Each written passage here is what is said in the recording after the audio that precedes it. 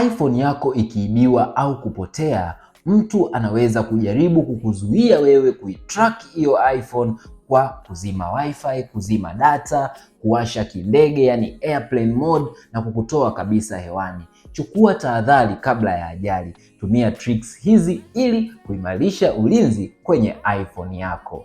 Fungua settings, kisha ingia kwenye Face ID and passcode.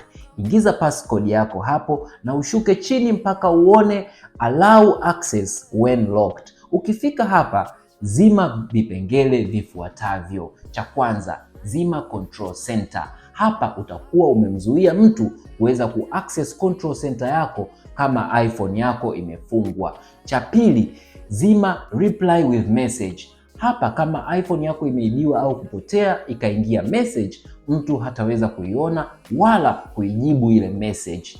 Cha tatu, zima accessories. Hapa mtu hataweza kuchomeka USB drive, hataweza kuconnect iPhone yako na kompyuta au na kifaa kingine ili kuweza kuihack au kudukua taarifa zako. Ukishafanya vitu hivi, basi unakuwa salama zaidi. Kumbuka, iStore tunakupa amani ya moyoni.